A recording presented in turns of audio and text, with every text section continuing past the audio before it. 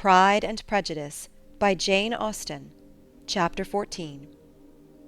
During dinner Mr. Bennet scarcely spoke at all, but when the servants were withdrawn, he thought it time to have some conversation with his guest, and therefore started a subject in which he expected him to shine, by observing that he seemed very fortunate in his patroness. Lady Catherine de Bourgh's attention to his wishes, and consideration for his comfort, appeared very remarkable. Mr. Bennet could not have chosen better. Mr. Collins was eloquent in her praise.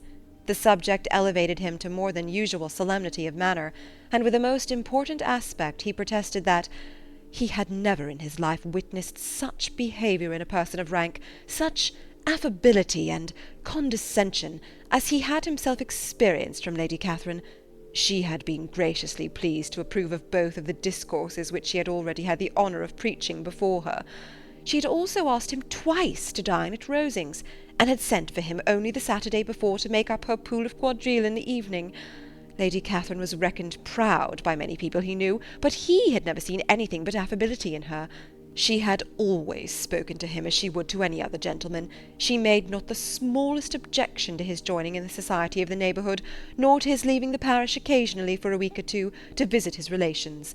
She had even condescended to advise him to marry as soon as he could, provided he chose with discretion, and had once paid him a visit in his humble parsonage, where she had perfectly approved all the alterations he had been making, and had even vouchsafed to suggest some herself, some shelves in the closet upstairs. "That is all very proper and civil, I am sure," said Mrs. Bennet, "and I dare say she is a very agreeable woman. It is a pity that great ladies in general are not more like her. Does she live near you, sir?"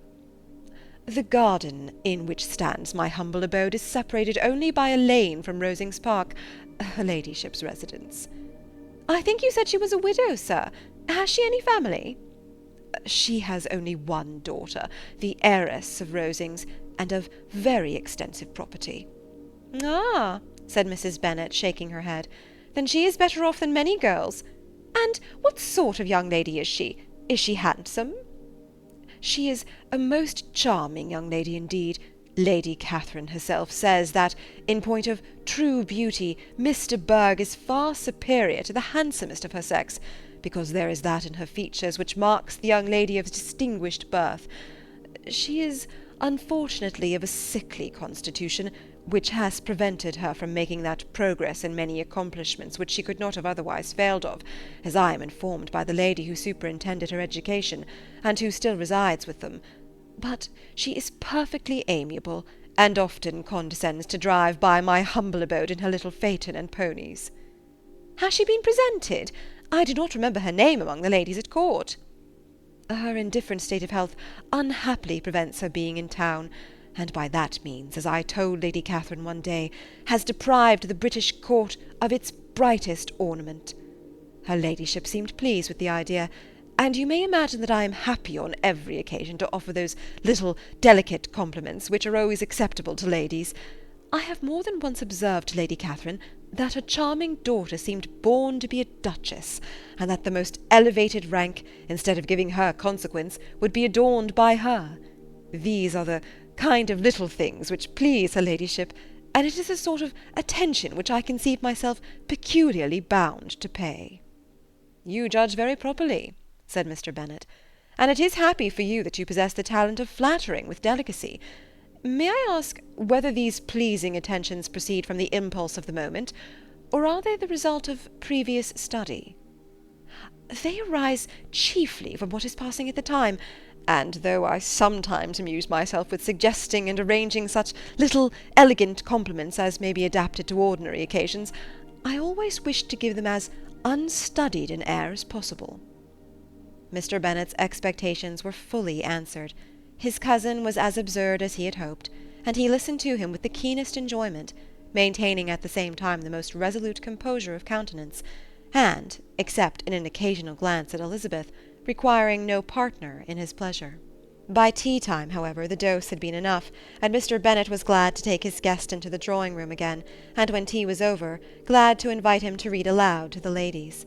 Mr. Collins readily assented, and a book was produced, but on beholding it, for everything announced it to be from a circulating library, he started back, and, begging pardon, protested that he never read novels. Kitty stared at him, and Lydia exclaimed. Other books were produced, and after some deliberation he chose Fordyce's Sermons. Lydia gaped as he opened the volume, and before he had, with very monotonous solemnity, read 3 pages, she interrupted him with, "Do you know, mamma, that my Uncle Phillips talks of turning away Richard, and if he does, Colonel Forster will hire him. My aunt told me so herself on Saturday.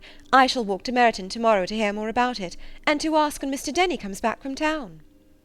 Lydia was bid by her 2 eldest sisters to hold her tongue, but Mr. Collins, much offended, laid aside his book and said, "I have often observed how little young ladies are interested by books of a serious stamp, though written solely for their benefit.